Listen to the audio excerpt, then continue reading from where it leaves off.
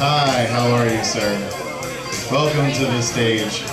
Our good friend Anthony here is a comedian, and as I gave my disclaimer speech before about comedians, is that to get the jokes, if they're funny, you have to pay attention to them. So let's just try to be respectful and keep the talking down while he's on. Bar. Hey everybody, shut up! Hi guys, how you doing? So we have a comedian coming up and we gotta pay attention because that's the only way he'll be funny. And if he's not funny, then just don't laugh.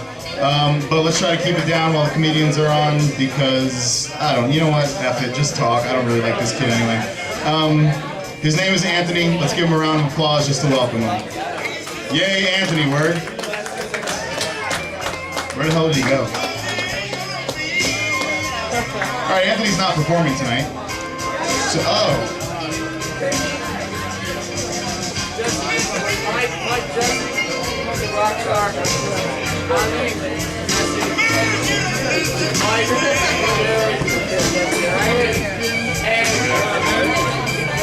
Something, wait. A little bit, yeah. Holy crap, that's what I'm talking about. Hi.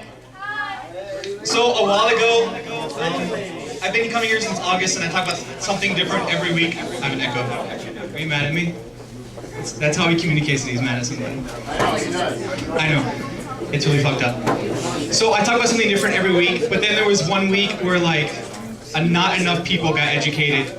So now that I have all these bright young people, I'd like to help educate you on the wonderful world of relationships.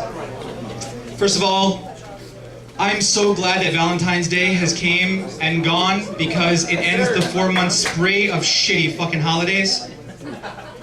And the thing is, if it's New Year's and you're single, your only resolution is not to be single when it's Valentine's Day. That's it. So right now, you know if you have either like succeeded in your New Year's resolution or have failed miserably. Fuck the gym membership. People only go to the gym until Valentine's Day comes up. Anyway, I just find that kind of funny. Because if it's Valentine's Day and you tell your friends you're single, it's just like you told me you just like got like cancer. Like, oh, you're single? Oh. Well, I have reservations. I don't know why, it's just P.F. Chang's, but I have reservations, so here's some Julia Roberts movies, just enjoy them, okay? Because I have somebody. So relationships, for whatever reason, the most common way that people are meeting is through the internet. I guess because people are tired of lying to each other face to face, so they don't mind if it happens over the World Wide Web. And everybody gets into the whole thing for the same reason. They're like, oh, but people are too superficial. They're just gonna judge me. What if I don't look right? You know, like sometimes when a woman puts on mascara and she has to jam on the brakes, it might cause like a little bit of a spasm in the eye, maybe some bleeding. God forbid you have a date that night, but on the web, it's okay. And the thing is, even though nobody cares about looks, supposedly, you're sitting there, it's been like 30 days, it's been 60 days now, your cell phone bill's like $160 a month, you're late to work like 3 times a week because you're on the phone with the guy, or the girl, or whatever the hell. And you're like, listen, no, everything's great, I just don't know what the fuck he looks like. It's driving me crazy. And then, like, you guys exchange pictures, but you don't trust them. Because you know it's like from 7 years ago where she's at someone else's baby shower and it's really dimly lit and she just happens to look good in the photo. So finally you get up the courage and you say, listen, everything's been going really well. And the 500 questionnaire was amazing. You got 475 questions right. Go you. Could you just take a picture with today's newspaper? I just have to make sure it's you before we meet up on our safety date. And the thing is, again, the 500 questions.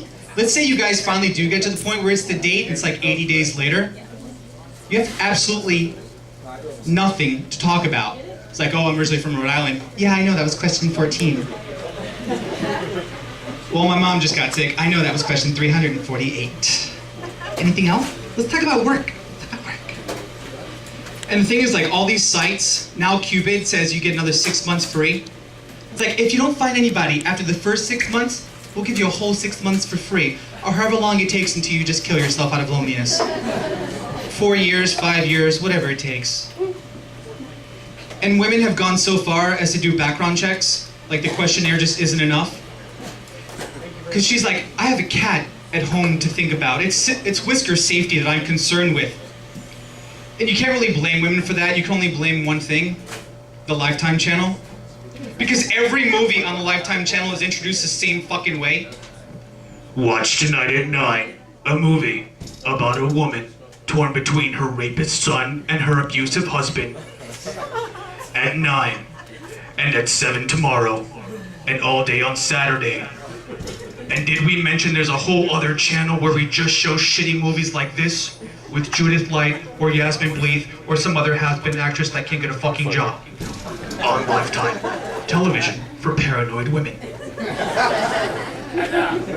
So what other option do you have if you don't spend a bunch of money on the internet? You can meet them through friends. That sucks. Here's a great analogy for that.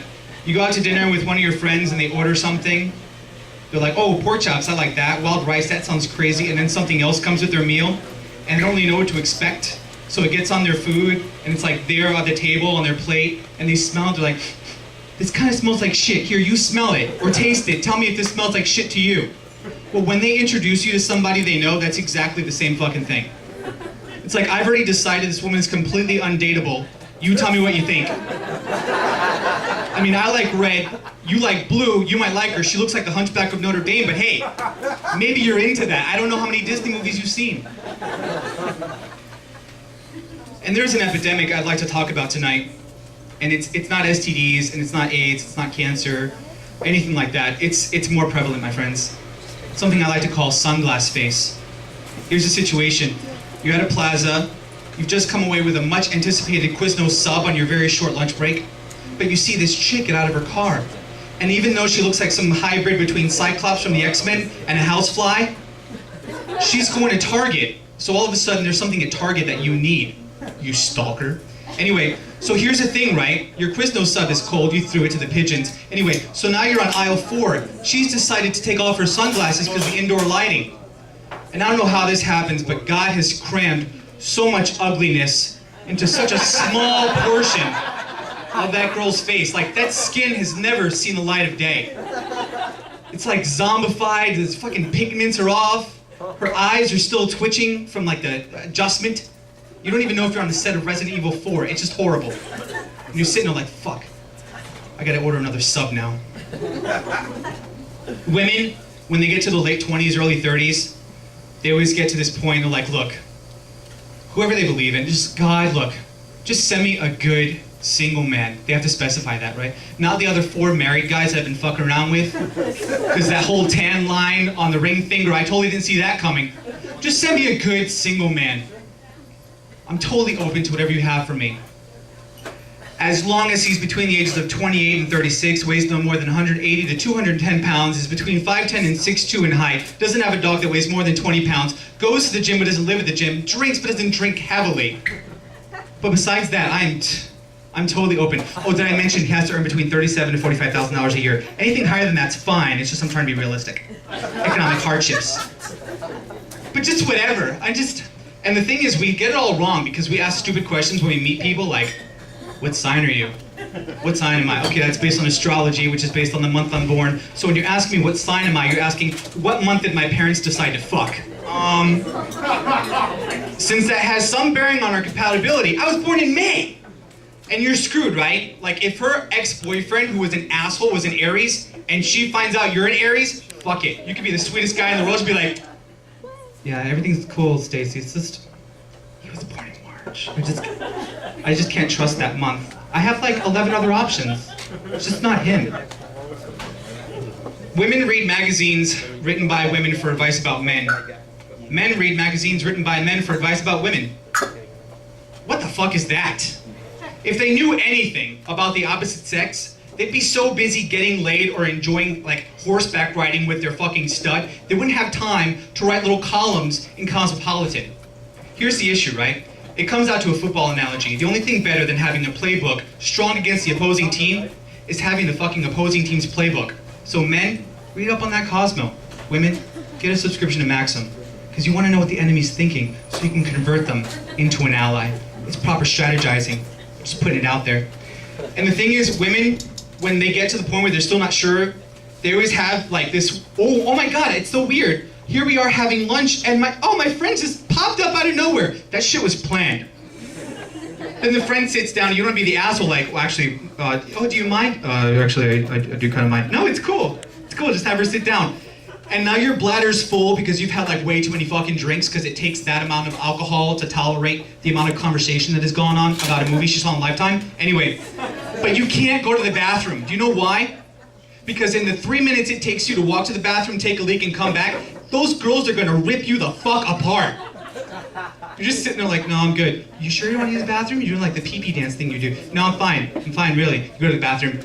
He kind of looks like the Columbine guy. I mean, I'm just, did you see him? I see him, I see bomb threats, terrorist bullshit. But he's Caucasian, it doesn't matter.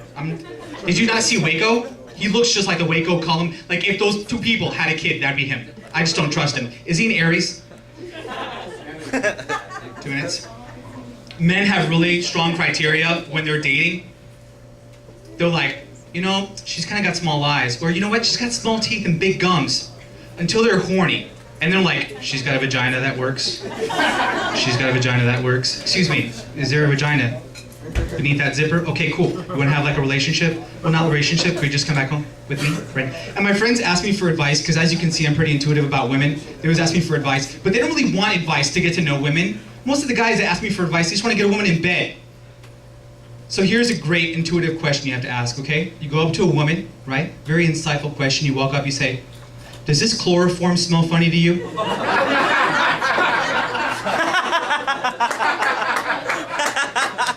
And that's it. Yeah! That's it. Woo! Yeah! Hey, remember, Yeah! you get that gym membership for your New Year's resolution. If you can carry her home, it's all yours, man. And my friends are always really confused. They're like, Anthony, when do I know it's time to break up? Here we go. You know in the beginning of the relationship when you're having that safety date because she doesn't know if you're a rapist yet? Anyway, you're at the food court of the mall and you're eating like chicken lo mein. Right? And the guy's got this little thing, his lip just kind of twitches just a little bit. But the girl thinks it's adorable. 2 weeks later, you guys are in the car. He starts singing the Guns N' Roses song, 8 bars too early. It's so cute. Well, when you get to the point in a relationship where you're eating the chicken lo mein in the food court of the mall and his lip starts twitching and you're like, what, are you having a fucking muscle spasm? Do you need an aspirin? I can't even look at you when we're eating. I'm gonna eat over there. What the fuck is wrong with you? It might be time to break up. I'm just saying. When the cute little things become the things that make you want to stab them in the eyeball, might be time to break up. I'm not sure. When you have a security lock on anything electronic that has a password and with information, might be time to let her go, ladies and gentlemen. And the thing is, women, before they break up, they will do anything else. Like women, huh? Okay. Women walk out of a salon, $160 bill. They're like, yeah, he's verbally abusive. But have you seen these highlights? It's adorable. They really accent the bruise. I mean, just cover that. And we always do anything to get them back, right? We've already broken up. But like, look, I don't really care, but I was doing laundry last week, and I found your sock. So if you want, I don't give a shit, I can just burn it right now. But if you want, you should probably come back and get your sock. It's not at my house. It's not at my house. It's in my purse. I don't really care if I see you, but maybe we should meet up for lunch, have some breakup sex, get your sock. I mean, my name's Anthony. You guys have a great night. Yeah! Hey, yeah, and as we're giving it up for Anthony, welcome Jim Frederick to the stage to continue the comedy.